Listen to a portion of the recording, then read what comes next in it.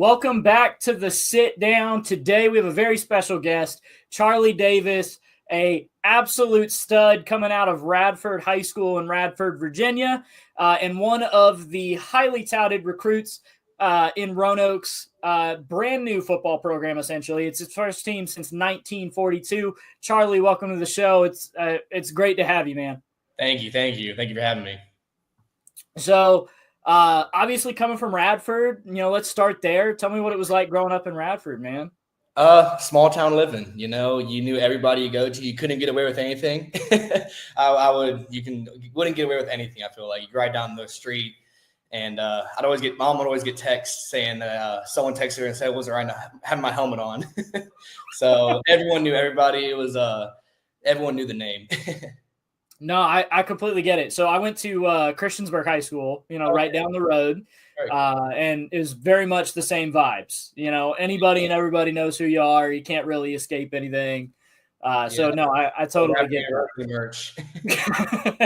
Yeah, I try to wear a shirt from whoever I'm talking to. I try to kind of tie it in somehow. And I didn't have a Radford Bobcats shirt, but I did have Radford University because my mom went there. So, we go to Radford basketball games all the time. We have season tickets, everything. Oh, yeah, over at the Deadman Center. That place can get lit, man. It can get up there. It definitely can. And then we'll have some high school basketball games there, too. So it's pretty cool to experience that. That's got to be cool playing high school basketball at the Deadman Center. I was always the leader of the student section because I was wrestling during basketball season. Right. But having the games there in a big stadium for a small 2A school is so cool every time. Yeah, I can only imagine. So I got to ask, what does it mean to you to be part of the first Roanoke College football team in 80 years? I mean, it's just an honor, just this entire time in the recruiting process, it was taking a chance on a new program.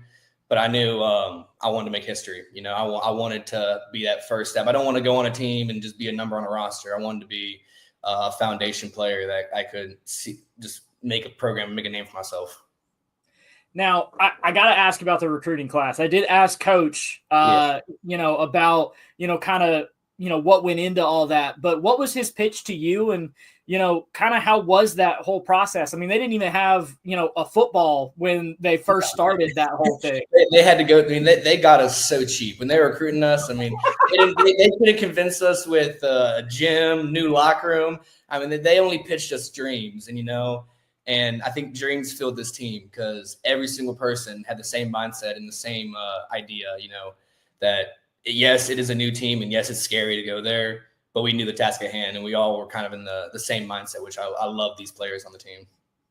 Now, Coach did mention that as you guys were going up for the first game, and you're in the bus, and you're driving up, and you look at the parking lot, and there's people tailgating, and then you get into the stadium, and there's 9,000 people there, and your eyes kind of widened. Tell me about what that was like, and what it was like to play in front of those fans. Well, just playing in the location, it was sentimental to me because that's where I ended my high school career. Our state championship my senior year was in Salem Stadium. So then finishing your high school career and picking up your collegiate career in the same stadium, that part of it was just emotional to begin with. And then just seeing how many people showed up for a little club team, that's their first game in 80 years, it was just breathtaking. I want to say a million things about it. But the only thing I can say is just breathtaking. I mean, the words were out of my mouth on that day. Yeah, I mean, we were surprised when we pulled up to cover it, and there was people out tailgating, and I was like, man, that smells really good, and I haven't eaten yet. It is crazy how many. I mean, like 10,000-ish, and then like when we were doing the Maroon Walk, just seeing how many people were there, and then how many just supporters, for myself, but also just for the entire team, because we have players from all over, from North Carolina, Virginia, some from Tennessee, all over. And just seeing how many they brought it shows that this entire team runs pretty deep in Maroon. Yeah. And you had mentioned about, going to the state championship with Radford. Yeah. With Christiansburg, I got to go my freshman year, but we didn't actually win it. You guys actually won it. Tell me what that was like. Oh, I mean, it's just every single day after that state championship, I couldn't. It'd be at least probably 5 people minimum just coming up to me and saying, "What a game!" Because I mean, just like the football team, I mean, it was 1942, it's almost 80 years. The last time Radford High School won a state championship was 1972. So we had a long drought of no wins. So then my senior year, just winning, it was just beyond amazing because we had the 1971 and 72 team, they went back to back that year.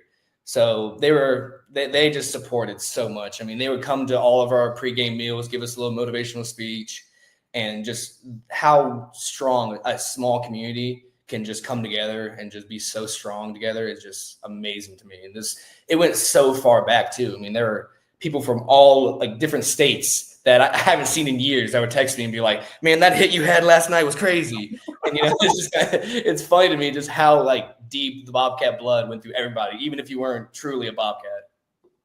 Now, your coach at Radford described you as the heartbeat of the defense. To have that, kind of description put on you, how do you bring that same energy and leadership into a brand new locker room and into a brand new team?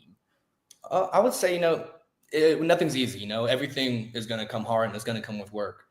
But a lot of the players always saw me as the parent, the dad of the team. Because, I'm planning on going into education to be a teacher. So they would always email me their portfolio, their essays, anything. And they were just like, "Can you reread this real quick? I want to make sure it sounds good." I'm like, "Sure." So, like the outside of football, I know that they can always count on me and I can count on them. But then inside of football, I'm the kind of person that I'll get loud here and there, but it's really that I will just give you a stern talking to, and then we'll go about it and make sure I lead by example and make sure you do as well. And just because I don't get worked up easily. You stay calm. If I stay calm, my teammates will stay calm. And I live by that, just having that slow and just controlled, that emotion on the field. Never letting anything get too big, never letting nothing get too small. Yeah, no, for sure. You did mention that you played multiple sports. Yeah. You played football, you were a wrestler. How does, those sports kind of translate into being a linebacker? Oh, yeah. No, they all go hand in hand. It was nothing that was not helpful. Every single sport and every single coach I had led me to the position I am in today. But football obviously taught me football. It teaches you the X's and the O's, the basic, the foundation. But branching myself out into different sports, wrestling helped with my tackling form. Like I see myself as a decently good tackler, and wrestling helped with every last bit of that. If I couldn't wrap up perfectly or if I couldn't make a perfect tackle, then they're not going to go down. I always think about going low, not going up high. But then with soccer also helps him with that because just the agility. You got to be ready to react on a time to make a save. There's always just a clutter and then a shot will come out of nowhere, and you just got to be ready to make that save. And the same thing with linebacker. A gap can open up instantly, and you got to be ready to snap and turn your whole body weight to be able to make that tackle. And every sport I had helped me to be the linebacker I am today. Now, you have mentioned that you are a diehard Green Bay Packers fan. A little bit here and there. Which I do know that our producer in the background, Darrell Owens, he is also a diehard Packers fan, so he'll love to hear that. But, Clay Matthews has been mentioned as your favorite player. What all does his game, what all do you try to take from that? And what has he meant to you in terms of being able to look at, someone who's done it at an elite level that you can kind of take things from him? Oh, yeah, definitely. So I started becoming a Packers fan right around maybe second grade. And, I liked it because my friends liked it. And I was, I'll be a Packers fan for them. And then it just slowly started turning more and more to a love. And then obviously you want to fall in love for the wide receivers, the quarterbacks, the ones that get the big name. But I'm a defensive tackling guy. So just watching Clay Matthews and just seeing how well he can read a field and just the intensity. Because, you can see 1,000 photos of him just like stretched out, getting so hyped up after a play. But then also outside of football, he presented himself well and held himself at a strong character. And that is definitely a person that I just aim to be in life. And that's also another reason why I wear the number 52 for Clay Matthews, and obviously other reasons, but he's definitely one of the factors as to what led me to the number I am today. Now, you mentioned that you're going to be an education major. How important is the academic side of things for you? Oh, so important, uh, during school, every single day, we could have gone, me and my buddies, my roommate and another friend, shout out Tatum and Parker. Every day we would go back to the library and have at least 2 to 3 hours of doing some kind of work. It could have been just something just to get ahead, or something that is last minute you got to do. Because we knew the task at hand, and we wanted to finish with obviously the highest football accolades, but also the highest education accolades. And we knew that wasn't going to happen if we went right after dinner, going back to the dorm and just playing video games all night. It would be fun, don't get me wrong, but we knew that we have life is bigger than just school right now, and you have to think outside of it. And every single day we just find a classroom, find a library, something, and just knock out as much work as we could, just to keep that same, just slowly chip that way at it. So we never had anything get too piled up, and it just helped us so much. Now, outside of education and outside of football, what are your go-tos off the football field? Go-to off the football. Well, I love hanging out with my family, hanging out with my girlfriend. Me and my girlfriend do a lot of fun things together. We just got back from a missions trip. Me and her went down to South America, went down to Ecuador, and we did. I led a few classes down there, led some football and soccer camps. Excuse me. We did painting, did roofing, helped down there, and just that. I love just working with the community and helping in little ways I can, because I feel like everybody wants you to come home from a missions trip and just say that your life was changed or something. But I think my perspective was changed. I see things differently, and things in myself, especially, that I did good and I can continue to improve, but also things that were petty and no reason to hold on to them. And coming back from that trip, it taught me a lot. And I've seen a lot by myself, and definitely had a third person perspective. Yeah, I mean, absolutely. How important does faith play in your life on a day-to-day basis? Oh, it very much does. I didn't grow up going to church that often. We went here and there, went for Easter, sprinkled in here and there. But around 6th grade, I remember so well. I was coming home from a rec league football practice, and I had all my sweaty football gear on. And one of my buddies was like, "You want to come to this youth group with me?" And I was like, "Yeah, free food. I'm hungry. Might as well come." Hey, that's how you get me locked in. That's how you get us. There's food there, and you have it wrapped up. But so I went to that youth group, and then just fell in love with Community Life Church. And then from that day on, just continued just having that next step with faith, and that next step of how can I make myself a better Christian. And then around 7th grade, I took a position to lead the children's ministry.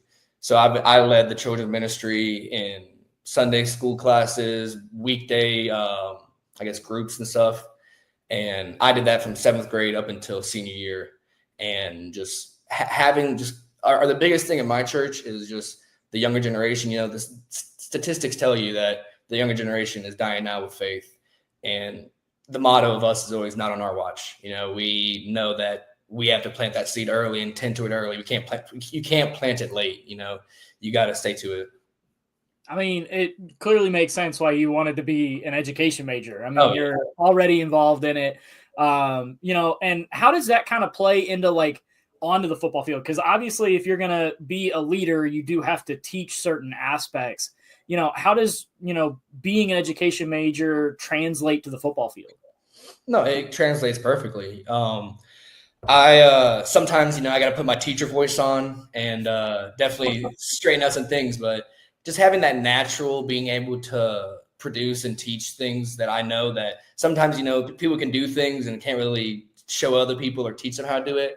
And I think one of the good talents I have is I can teach. So being able just to say, hey, your move's perfect, but one step's a little too slow. You got to make sure it's perfect. And just having that, the being able to teach helps a lot with every single player, because some players learn differently. They have their coaches that tell them how to do things the way the coach wants it. But there's sometimes I can give it to you easier, or I can just help you out in some sort of way so that we all figure out in the same boat. Yeah, or even sometimes just hearing it from a different voice. Different perspectives help a lot. Yeah, for sure. Looking ahead, what do you think this year's Roanoke football team is capable of? Oh, anything and everything. I think we can do anything that these other teams don't think we can. Obviously, we're going to be young. We're going to have some unexperienced guys. We're going to be 18 to an early 20-year-old team. And it's scary, coming through, playing against a big old lineman that's 25 years old, and I'm freshly about to turn 20. It's nerve-wracking. But like I said before, this entire team knows the task at hand, and we all have the same mindset that we're not here to be pushed around and just treated as a little kid, because there's a lot of games where they have us as our homecoming game just because they think we're going to be a young team and easy to walk across. But me and this team are ready to roll. Now, I will say, last year you guys started and immediately hit the ground running. Yeah. You go through the season and you're undefeated throughout the games that you guys played. How important was it for that team to have early success? I mean, you need the success. I think with us winning, it helped us out a lot. It gave us just a little boost of confidence because like I said, we were all nervous. We were all taking a leap of faith going into this. But having just all the support from the community and having the sport of just winning, it helps out a lot to give this team definitely a boost of confidence. And us winning brought in some strong guys in this next season. So having these new guys also see the confidence that we built and can have, it's a good portion for a good success. Now, do you have a favorite Coach Steiny story yet? Gosh, I mean, there's so many. Trying to think of the nice ones I can say. There's I gotta make sure I can't. I'll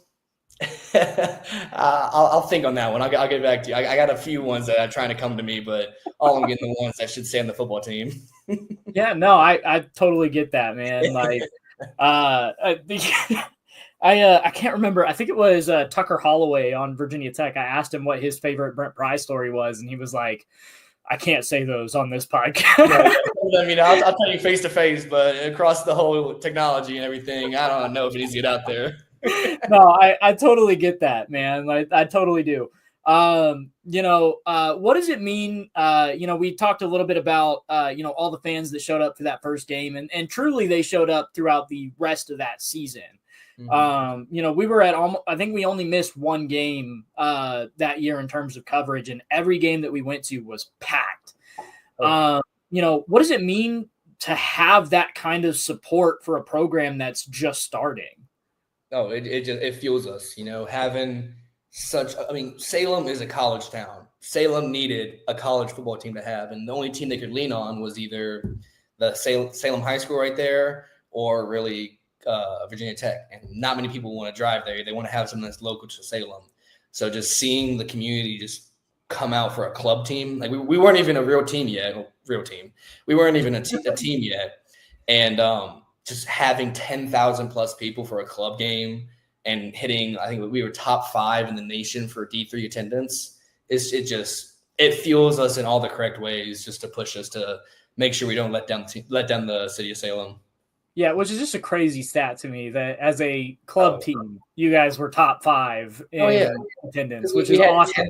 10,000 some people actually there, but then we had, I think, 6,000 or 7,000 people online. So really right around 15 to 17,000 people watching us for the first time in 80 some years. And it's just mind boggling to me.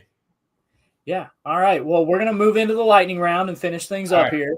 So I'm going to just throw some questions at you. Give me the first answer that comes to your head. All right. Favorite NFL player that's playing today? Well, all my guys I like are retired. But I guess someone who hasn't played yet, but he just got recently drafted, and I've seen him during fall camp, is Cam Scattaboo. Loves the running back from Arizona State. Love watching him play just because it shows like I'm not the tallest guy either. So seeing short guys that can compete at a high level always just gets me a little fired up. But he's definitely the way he runs with this intensity and just swagger every time. It just gets me hyped up. Hey, I'm right there with you. I am not that tall either. No, so, I love seeing guys of my stature succeed. It's great. It's amazing. Oh, yeah. Go-to pump-up song before a game. See, I'm not like the common, like you got to listen to hard rap or something like that. I listen to gospel usually. Christian rock or gospel is usually my go-to. I Thank God is a really good one. And then Do You See What I See? Those are some really good ones that, again, like the beat to the song might not get you fired up like you think it would, but I'm more of a lyrical person, and just hearing the words just always get just the chills down the spine and get me pumped up. Hey, you'd be surprised at how many answers that I get to that question where they're like, nah, I'm not a super pump up music type person. Yeah. I had one player tell me that they like audiobooks before a game, which I thought was like one of the strangest answers I've ever gotten, but I loved it. I had a teammate in high school that he was very musical, and he would only listen to like starting notes of like stuff. It would be like just the like the holding a D or something. I don't know. That's what got him going, but that's neither here nor there. To each their own, right? So what's more fun? A big hit, a game-saving tackle, or an interception? Gosh, I'm gonna have to go with interception. I never had the pleasure of having an interception yet, because being from a 2A high school, everyone's usually run heavy. So I never really got to go into coverage. So I've come close though. I've had one deflected pass my junior year against a teammate that's playing with us. And then rec league, 4th grade, had a pick 6 that got called back. But that's the closest I've came. But I'll say it right now on this interview. It's going to come sometime in my career here now. I'm ready for an interception. My hands are getting better. Fingers crossed for that pick 6 this year. I'm going to have to shout out Legacy Maker every time I do it now. Hey, we're here for it. Now, we have heard that you play Pokemon Go. What's your favorite Pokemon? I like Melmetal. It's just a big. I think it's like 1,700 pounds, big old just hunk of metal.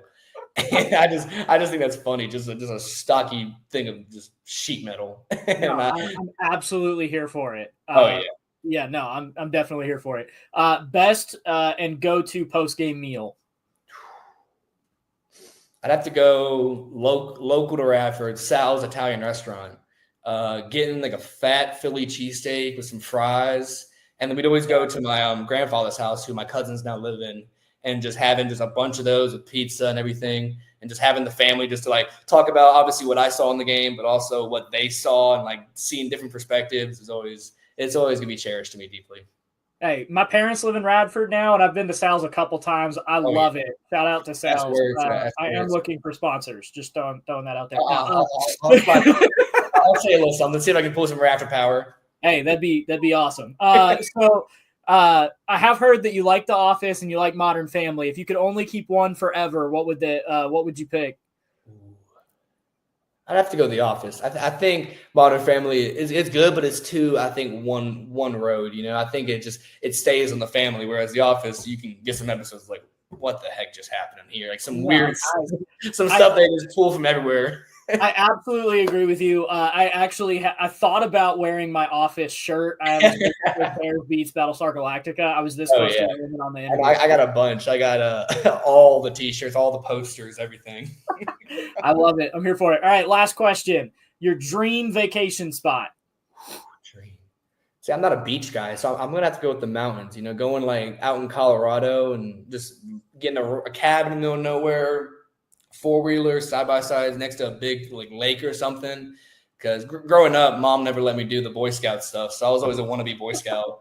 But I always loved being in nature, so I'll probably go somewhere in Colorado. No, I'm here for it. All right, well, that's everything I have for you today, Charlie. I really appreciate you coming on. It means a lot. We're really looking forward to catching Roanoke this season, and we're hoping and praying that you guys have a really good season this year. Thank you again for having me. I appreciate it. I'm excited for this season. Awesome.